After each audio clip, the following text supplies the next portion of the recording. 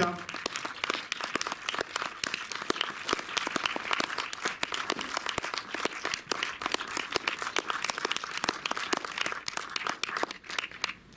Merci Eric d'être là.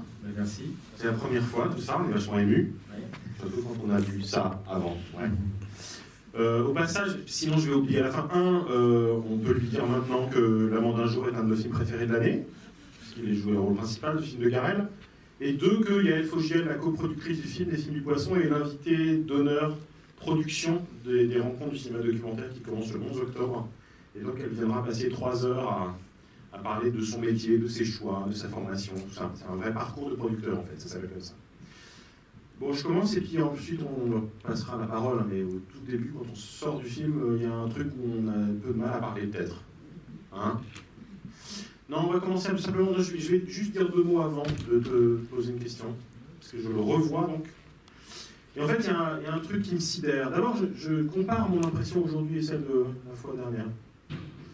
C'est que la fois dernière, je suis allé, pas à la toute première séance, mais à la deuxième, ou quelque chose comme ça, parce qu'il avait été montré aujourd'hui à FK, je crois.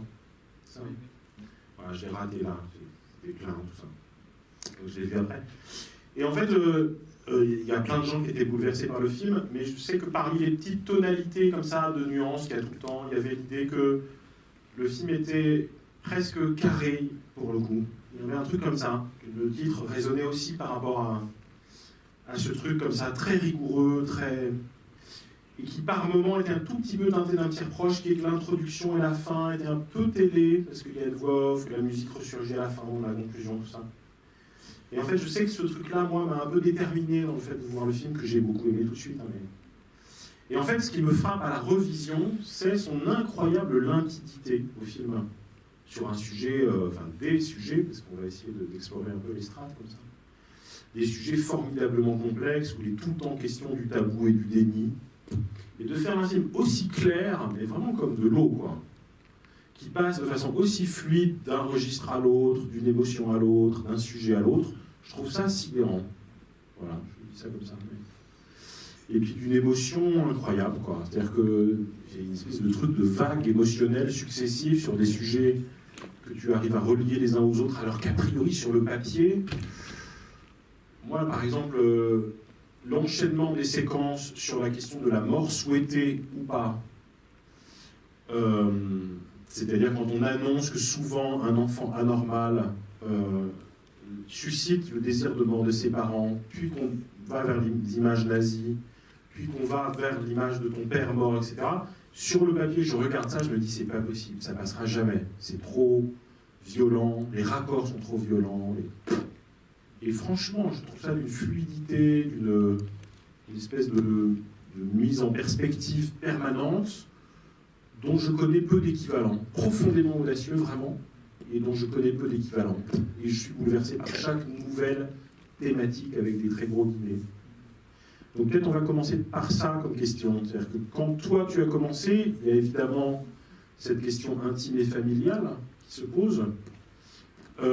À quel moment tu sais que pour traiter vraiment de la question, il ne faut pas que parler de soi et de son rapport aux parents et à la sœur morte et tenue secrète d'une certaine façon, mais que le sujet c'est aussi cette mise en perspective historique avec des strates et notamment évidemment l'histoire de la colonisation. Bon, bah, en fait, non, très vite, en fait, ça s'impose puisque tout ça se passe entre 54 et 64. Donc évidemment, ignorer les événements qui sont quand même incroyables à cette époque-là de colonisation, de guerres qu'on n'appelle pas des guerres, bon, c'était pas possible. Et puis c'est vrai que au fond, pour mieux raconter cette histoire, il faut quand même aussi toujours un peu disparaître derrière des choses. Donc la grande histoire, très vite je me suis rendu compte que c'était les mêmes mécanismes de censure, d'autocensure, de mécanismes d'oubli dans la grande histoire et dans la petite histoire. Et évidemment, j'ai eu envie de le traiter. Voilà. Et, en fait, oui, au début, il y a cette histoire, puis après, je me rends compte vraiment que c'est entre 54 et 64. Donc, je veux dire, c'est quand même un moment déterminant dans notre histoire. Donc, voilà, et caché aussi, un endroit caché qu'on ne révèle pas, qu'on oublie tout le temps, même encore aujourd'hui. Comment dire, aujourd'hui, il y a des attentats, il y a des choses comme ça. On dit, voilà, c'est l'état d'urgence. L'état d'urgence est un terme qui n'a jamais été réemployé depuis la guerre d'Algérie. Il n'y a pas un homme politique qui note ça, quoi. Et c'est drôle, c'est comme si les mots ressurgissaient et trahissaient tout ça. Voilà. C'est par les mots aussi que les psychanalystes arrivent à déceler des cas particuliers ou des problèmes chez les gens. Donc je trouve que les mots sont importants, mais on ne les relève pas. Voilà. Donc je me disais, tiens, bah, ça serait bien de... Au final, après, dans le film, cette petite fille devient le symbole de ce qui est caché, de ce qui n'est pas dit aussi, dans la grande histoire aussi. Voilà. Elle n'est pas que une sœur que j'aurais perdue. Voilà, elle symbolise aussi ça pour moi, le non-dit, l'occulte. Oui, elle incarne pour le coup, alors que c'est un corps absent et dont on n'a pas d'image. Oui, bah, exactement. L'enjeu, c'est tout à coup d'incarner une problématique générale par-delà la question familiale. Mais l'histoire n'est pas traitée tellement comme un contexte. C'est évoqué parce qu'il y a quand même un récit chronologique du départ, etc. Mais très vite, ça devient aussi une métaphore, vraiment, de cette figure de l'oubli. Et donc, la prise en compte du contexte historique, ça aurait été une approche possible. Elle est effleurée dans le film. Mais en fait, très vite, on voit bien que c'est un autre niveau. Il y a quand même une phrase qui dit « une enfant est morte » et la civilisation... avec elle, enfin, quelque chose comme ça. Donc on voit bien qu'on est dans un jeu de miroir là, qui permet de traiter vraiment les deux choses simultanément. Tu parles de l'importance des mots, et on voit bien que dans le film, les mots sont très importants, notamment dans tout ce qui a trait au personnage de ta mère, qui est quand même un des personnages les plus incroyables de l'année sur l'écran de cinéma, vraiment. Mais à le revoir, je ne sais pas, on va, sans doute qu'il y a des gens qui vont parler de ça, parce que c'est quand même une personne très importante dans le film, et d'une présence incroyable, et en même temps dans un rapport de violence aussi, qui est quand même là, vraiment. Il y a quelque chose dans le revoyant qui est très fort. D'abord, c'est évidemment le déni, les figures de détournement, l'innommable, enfin, les confusions de dates. Et puis l'aplomb aussi, parce que quand même, je vous ai quand même appris à pas mentir, les gars. C'est génial, vraiment génial. Et en même temps, il y a quelque chose de vraiment bouleversant, franchement. Moi, je la trouve extraordinaire. Alors même que tu traites très frontalement quand même de la question, de ce qui n'a jamais été dit, de ce qui est... Donc, évidemment, la question qu'on va te poser à un moment, c'est qu'est-ce qui fait qu'elle joue le jeu d'être filmée sur cette question-là? À partir de quand elle comprend que le sujet du film, c'est vraiment ça? C'est aussi son déni, c'est aussi... Et est-ce qu'elle a vu le film depuis que tu l'as... Non, elle n'a pas vu le film, et en fait, je n'ai jamais dit frontalement que je faisais un film sur ma sœur. J'ai dit que je faisais un film de famille, comme ça, et puis, comme mon père était décédé, et qu'il m'avait aidé un peu, elle a suivi un petit peu, comme ça. Je pense qu'elle était seule aussi.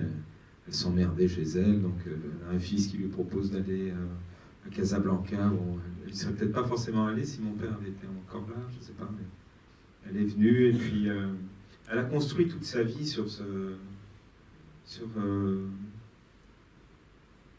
pense qu'elle a dû dépenser beaucoup d'énergie pour cacher tout ça, et elle s'est réinventée, c'est ce que dit mon frère, une vie avec... Elle s'est même réinventée une enfant qui, pour elle, n'est pas anormale. Elle s'est réinventée une enfant qui était tout à fait normale, qui est morte jeune. Donc, bon, ben voilà, après, j'ai essayé de... Au début, j'aurais aimé qu'elle se rende compte, ou qu'elle dise, et puis j'ai vu qu'elle n'arrivait pas. Donc je ne l'ai pas forcée. En fait, je me suis rendu compte que pour certains réalisateurs, et des très bons réalisateurs sont pervers, mais moi je ne suis pas pervers. Donc quand il y a une faille comme ça, je m'engouffre jusqu'à un certain moment, mais après, quand je vois que ça résiste, je me retire. Enfin, et c'est ce que j'ai fait avec ma mère, qui je sentais qu'elle voulait pas. Je pense que même si, quand elle n'a pas vu le film, mais si elle voyait le film, elle sortirait en parlant de toute autre chose que de la normalité. Voilà. Et juste pour préciser, donc tu as commencé à faire des entretiens avec elle après l'avoir emmenée à Casa et après la mort de ton père? C'est quoi la chronologie? Avant et après, et pendant, et à Casablanca aussi. Et même là, par exemple, la réintégration de l'image photographique complètement niée, disparue, etc., ne provoque pas de réflexion sur... Non, mais elle n'a pas vu la photo. Elle n'a pas vu la photo que moi j'ai retrouvée.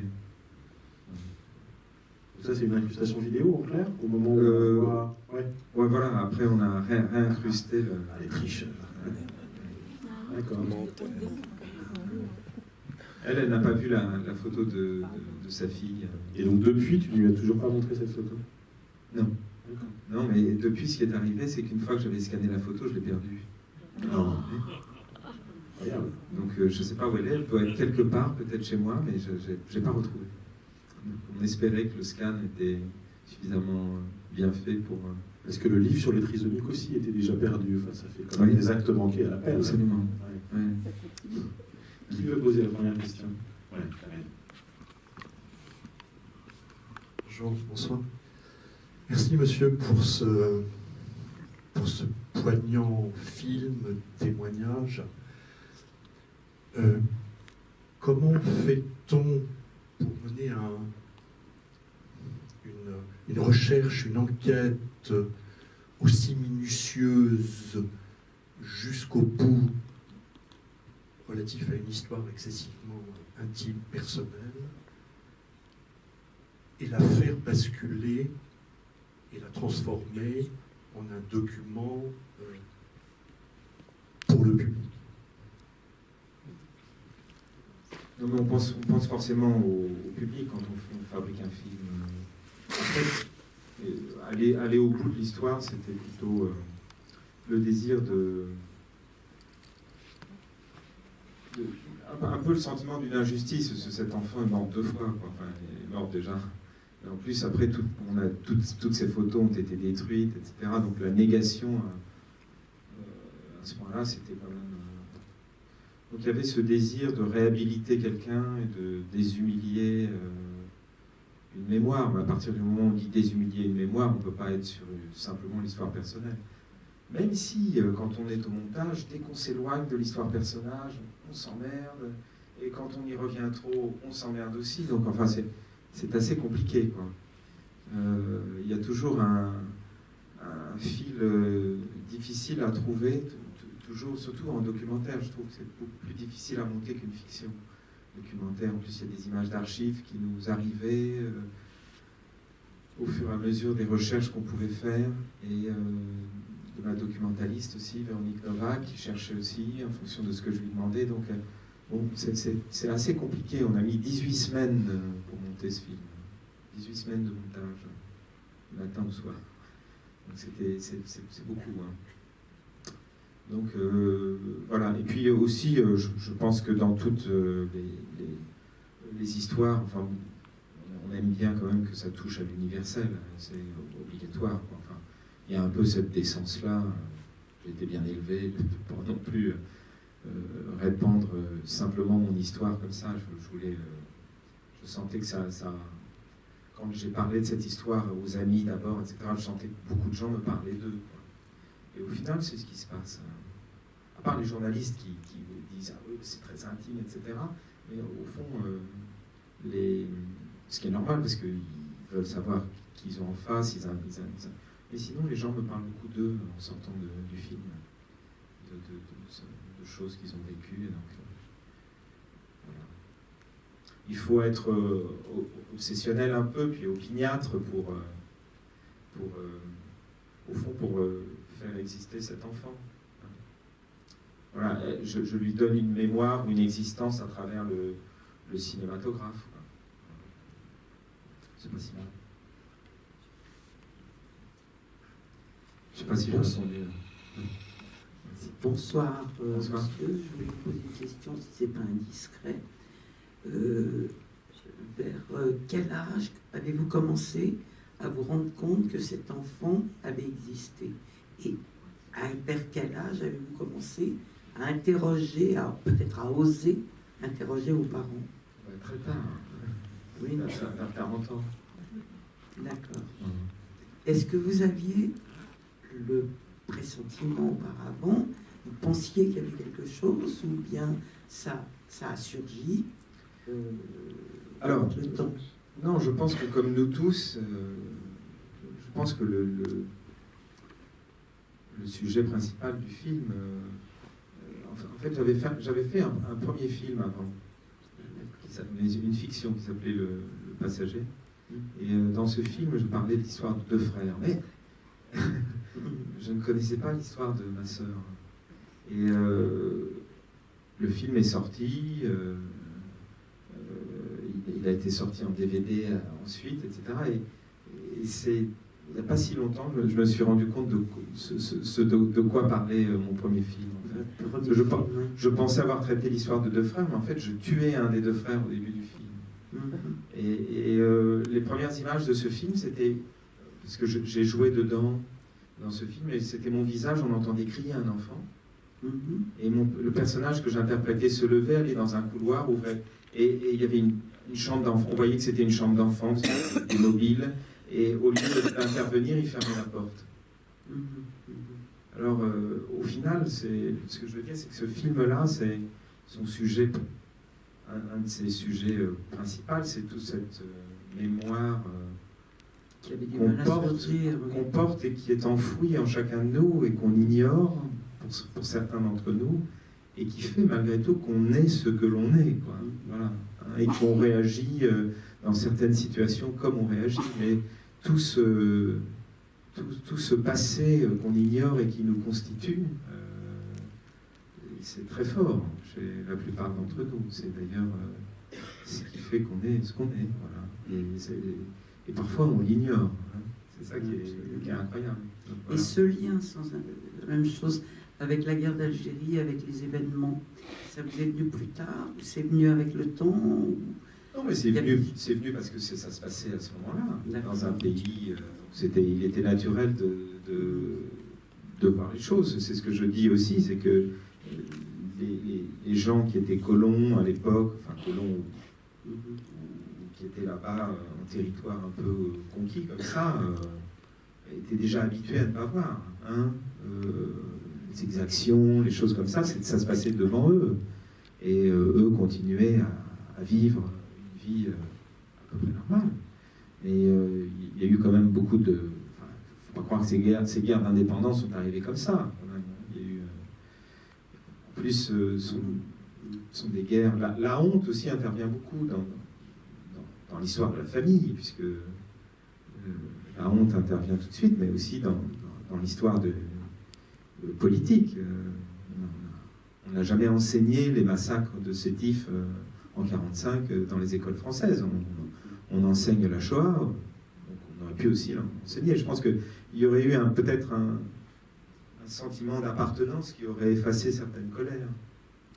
Hein, on ne l'a pas fait, et on ne le fait pas. On a mis 50 ans pour faire trois colonnes planquées devant la Tour Eiffel, un mémorial aux guerres d'Algérie, de Tunisie et du Maroc.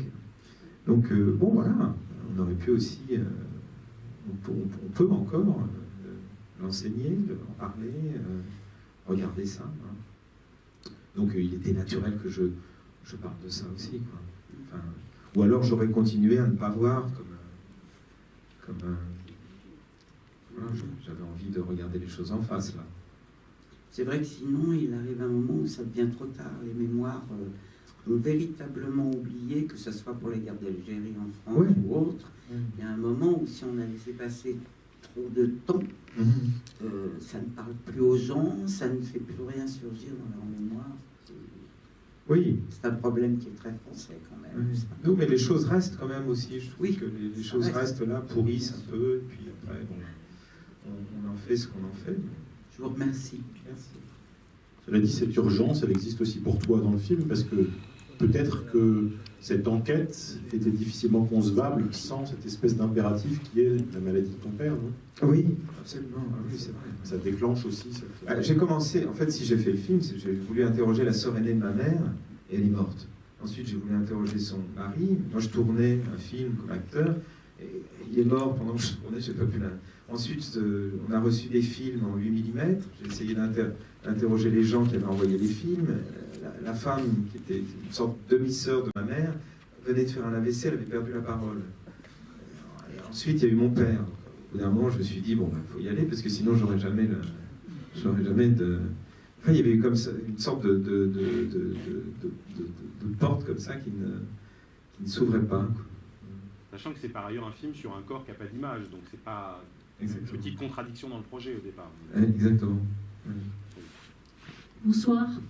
Je trouve que c'est non seulement un film poignant, mais extrêmement fort. Et je suis sidérée de voir qu'en 1h07, je crois, vous nous avez montré, transmis, appris tellement de choses.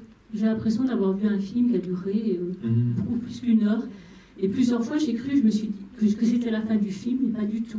C'était tellement, c'est dense, et voilà. Et je trouve qu'on ressent très très bien tout à fait la dimension universelle. Ça, oui, c'est une grande réussite. J'aurais 4 questions, vous n'êtes pas obligé de répondre aux 4, très différentes. Je lui dis comme je vous les pose comme elles me viennent. Il y en a un, qu'est-ce que c'est un monocorde de Pousseau? Un monocorde de Pousseau, c'est une sorte de violon avec... c'est un vieil instrument, hein, je crois que ça date du XVIe siècle. Une sorte de violon qui est mis sur un petit pied, et il y a une seule corde. Et il y a des petites touches de piano en bois, et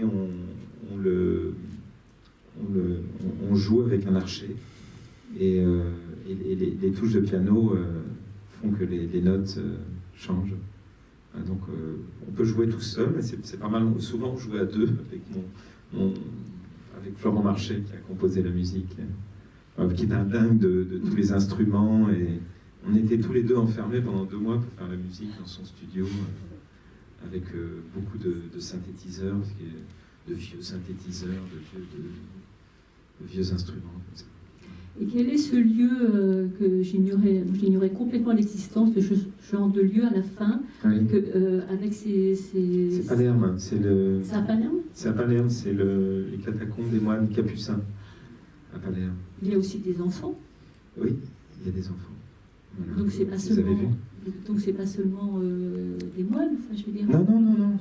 À l'époque, à Palerme, la tradition, c'était d'embaumer les corps pour les gens assez riches, hein, parce que ça coûtait de l'argent. Et donc, ils embaumaient les corps. Il y a 8000 corps qui sont embaumés.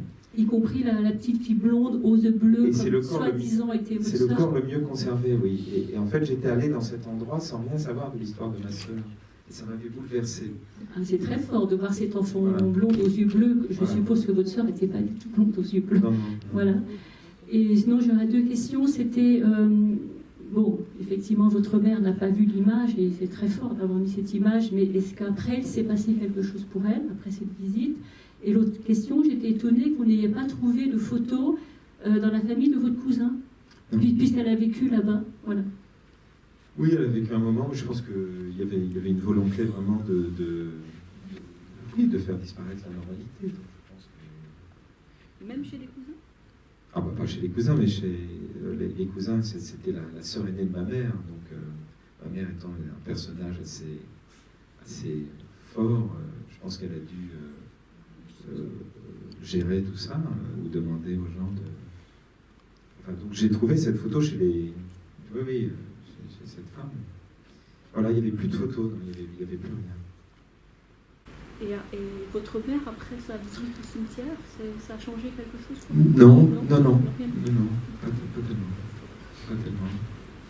Alors peut-être que intimement ça a changé des choses après pour elle, je sais pas. Ça. Parler de la musique de Florent Marchais, en fait, il y a un moment où elle est très très gonflée, à le revoir, Oui. qui est le moment des images d'archives nazies. Ah oui. Parce qu'elle est hyper entraînante, une espèce de petite ritournelle, comme ça, minimaliste, mais quand même. Ouais. Est-ce que tu peux nous parler de ce choix-là, d'intégrer ces images, mais aussi vraiment de cet accompagnement hyper dynamique, alors même qu'on est en train de filmer des gens dont on sait qu'ils sont voués à disparaître? Bah, pour moi, c'était quelque chose tout à fait lié à l'enfance, et pas à la normalité. Donc on a pris un petit piano pour enfants, et on a fait toute la musique avec ce petit piano. Et voilà. Il en avait plusieurs, il y en avait un qui sonnait très très bien, et on a fait quelque chose comme ça lié à l'enfance plutôt qu'à la normalité. Donc je voulais quelque chose d'entraînant, voilà. Une autre question? Je voulais savoir, j'ai lu dans le générique Arnaud Catherine. Oui. Est-ce qu'il s'agit des extraits de texte ou... Non, les extraits de texte, c'était Laurent Godet. Et donc c'est peut-être qu'il a... Non, disons qu'on a Arnaud, c'est toujours un œil extérieur, comme ça, c'est un compagnon d'écriture, et j'écris toujours avec lui. En fait, j'avais écrit mon premier film, c'était une adaptation d'un de ses romans, et on l'avait écrit ensemble, on écrit toujours ensemble. Donc, c'est compliqué parce que d'abord, c'est un scénario. On a eu qu'on remet au CNC, au Centre national de cinématographie, donc c'est pas un objet visuel. Donc au début, j'ai fait de ça un objet littéraire, c'est-à-dire que j'ai beaucoup écrit. Comme c'est une histoire très personnelle, c'était à moi d'écrire, donc j'ai écrit beaucoup, mais Arnaud était là, on se donnait des rendez-vous et il voyait ce qui était clair pour lui, ce qu'il ne comprenait pas, etc. Et, voilà. Au début, c'était un objet très littéraire. Et évidemment, après, j'ai tout redéconstruit au montage et simplifié, si vous voulez. Le scénario de ce projet-là, c'était quelque chose de très écrit. Et au final, j'ai simplifié beaucoup et je suis allé dans un autre sens après au montage. Voilà.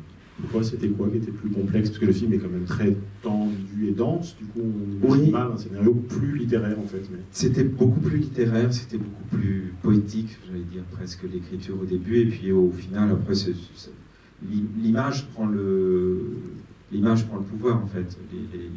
Les images parlent d'elles-mêmes et avec une force que les mots ont du mal parfois à atteindre. Donc tous ces mots-là sont tombés les uns après les autres, quoi. Et il est resté ce que vous avez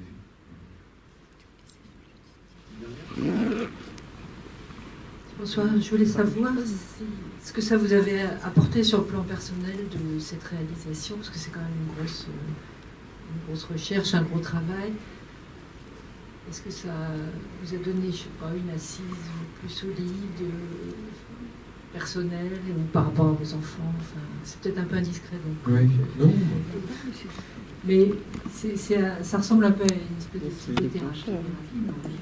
Donc je voulais savoir si, voilà, ce que ça avait éclairé votre vie. Voilà. Fils. Oui, Il y a votre fils. Oui. Non, mais c'était...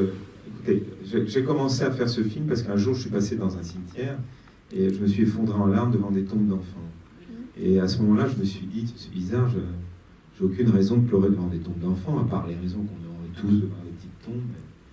J'ai senti que je portais une tristesse qui n'était pas la mienne. Donc j'ai cherché à savoir à qui appartenait cette tristesse.